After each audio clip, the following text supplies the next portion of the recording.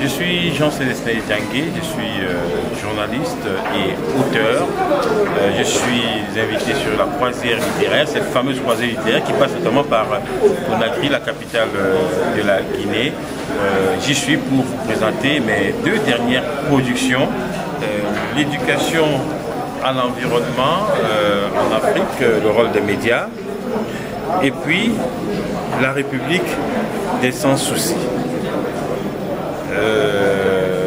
Dans l'éducation à l'environnement, il s'est agi en fait de comprendre comment est-ce que la question environnementale a évolué dans notre continent sous le prisme des médias depuis la grande conférence de Stockholm en 1972.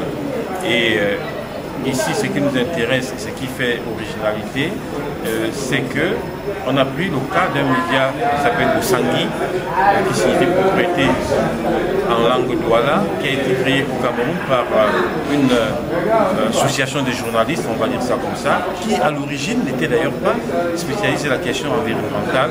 Et ce journal Usangi est perdu maintenant depuis 2004 et il est distribué gratuitement.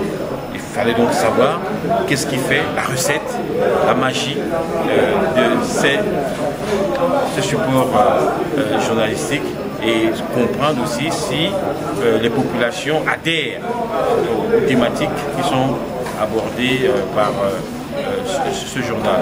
Je vais vous lire un extrait de l'éducation à l'environnement pour dire que ça concerne le chapitre sur Kinshasa qui était métropole de la francophonie. Vous savez, en 2012, le sommet de la francophonie avait lieu à Kinshasa. À quelques semaines du grand rendez-vous de la communauté francophone, du 12 au 14 octobre 2012, Kin Label n'a jamais aussi bien porté son surnom. Le centre-ville a retrouvé son éclat des années fastes où le président Mobutu Sese Seko dirigeait d'une main de fer l'ancien Zaïre.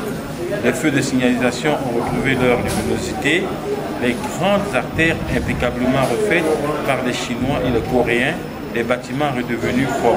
Le Premier ministre Augustin Matata n'hésite pas à organiser les descentes sur le terrain pour s'assurer du suivi et de l'exécution des travaux. Voilà pour l'extrait. Évidemment, je soutiens le projet Conakry, capitale mondiale du livre en 2007.